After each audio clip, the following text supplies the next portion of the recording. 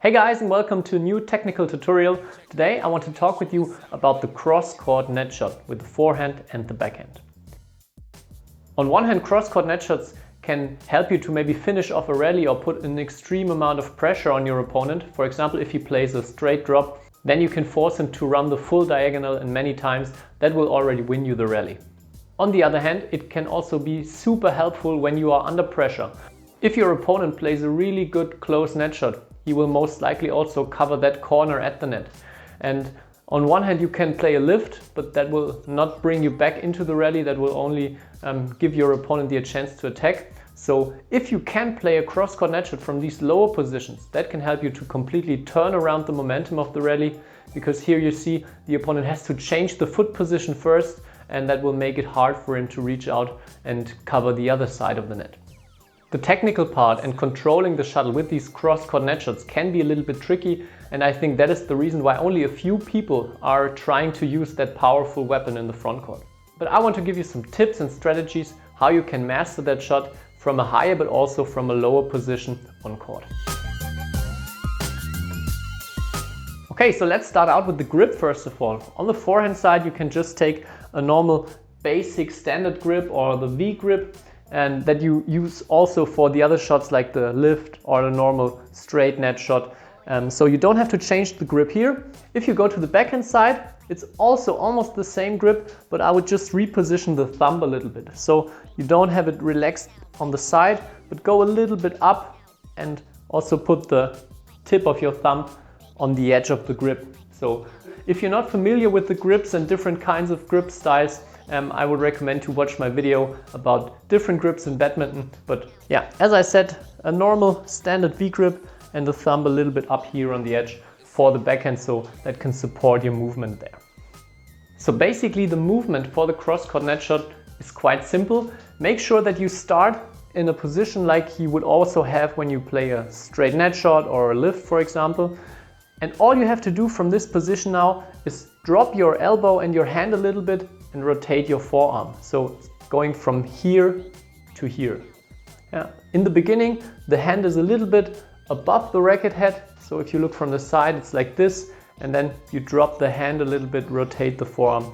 And also squeeze the grip a little bit. So a gentle squeeze here at the moment of impact before you are relaxed and loose with the grip, and then squeeze it. On the backhand side, it's exactly the same. Hand above the racket head in the beginning, and then you let the hand and the elbow drop and then squeeze the grip a little bit to guide the shuttle to the other side of the net. I think guiding the shuttle is a good description for those cross-court net shots. So don't try to hit it with your wrist, for example, but with that movement I just described, guide it gently towards the cross-court side. One more important thing, you want to get into the same starting position like you use for every other net shot. So you want to get your racket head under the shuttle, but then in the very last moment get a little bit on the side of it to guide it cross-court. The longer you wait to get beside the shuttle, the more deceptive your shot will become. So here you see only in the very last moment I go a little bit beside the shuttle and then do a small movement with the arm and squeeze the grip.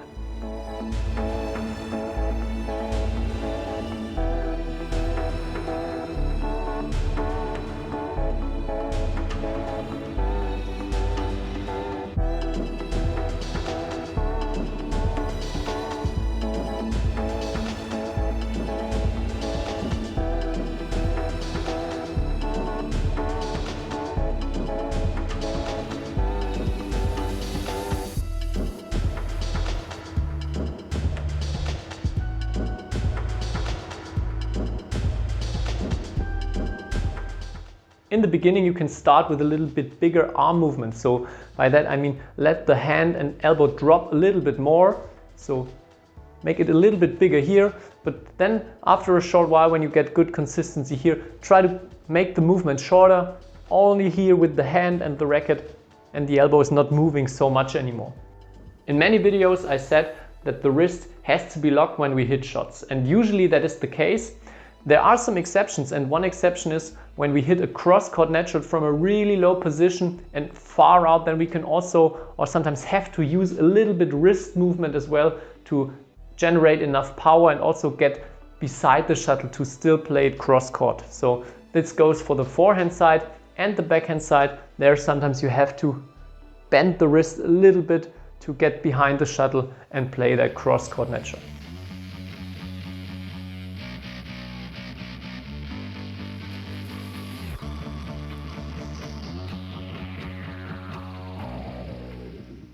I already said that you can start with a little bit bigger movement, but also start very easy, just standing in the front court and trying to get a feeling for that racket and arm movement. But when you get better, and also when you are able to shorten down the movement a little bit, make it more complex. I already made a video about different steps to learn technical skills, and there I demonstrated also with the example of cross-court net shots. So there you get many ideas how you can practice them also under realistic circumstances and make them ready for your match situations. Alright, so much for the cross-court net shot. I really hope you enjoyed this video, and most important, I hope it will help you to get that cross-court net shot going in your game, maybe turn around situations under pressure or finish off rallies with it. If there are other shots where you're struggling with or where you need a tutorial for, maybe some advice, let me know it in the comments below. Don't forget to hit the like button for this video and also subscribe to my channel, and then I see you in the next video. Bye bye.